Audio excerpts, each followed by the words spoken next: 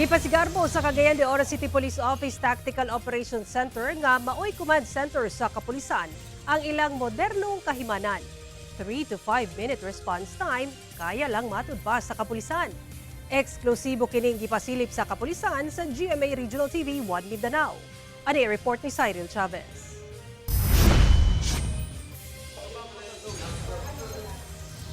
Mga dagkong monitor, mga radyo, computers ug ubay-ubay ka mga cellphone ingon ani ang makita sulod sa City Tactical Operations Center sulod sa Cagayan de Oro City Police.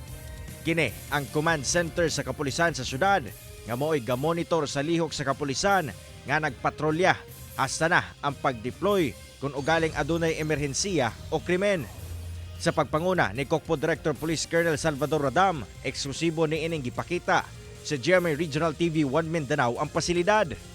Gani, nagpahigayon kini og simulation exercise kung asa usa ka stabbing incident ang nahitabo sa duol sa usa ka kan-anan sa Divisoria area sa syudad. Sige, tawagi ang kuan. Season 1 ay dunggab sa Chano. Stabbing incident.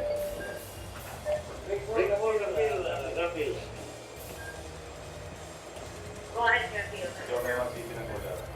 Uyo ba sa imong nila? Kasi la paliw ko na-stabbing incident sa may Inilog Grill.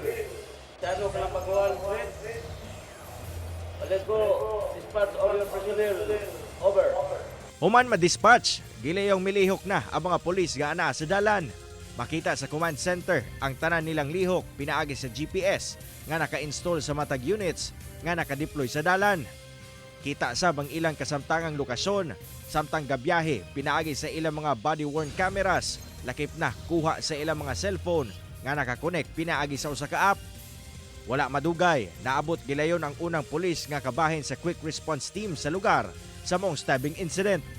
Sa monitoring sa operation center, anaa lang si kapin 2 minutos ang response time sa unang team. Taod-taod, nangabot sab gilayon ang lain pang duha ka team nga anaa sab duol sa lugar isip dugang police force. Dinhi na gipahibalo nga simulation exercise lamang ang insidente. Kung ma-properly deployed ato mga personahe, mas paspas atong responde. No, makita nyo karon kun nga kanang 3 to 5 minute response nato kaya rin kina sa PNP. Basta dili lang po sa sudad nga level. Dugang ni Radam nga dili isab sama kaniadto 8 hours og 3 shifting na ang kapulisan sa kadalanan nga sa ilang paglantaw dakong tabang aron magpabilin nga baskog ug abtik ang mga personahe dili susama kaniadto nga tig 12 hours ang duty. Ganyo pa nato sa katawhan kung namang galing tawag, alalayan pud mi. Kaya di man nato tanan nga tawag nga kabalog mi asabit ang area. Muna nga mangayo mi cellphone number 15 tao kontakon. Kauban si Jaybert Pairat, Cyril Chavez, 1 Mindanao.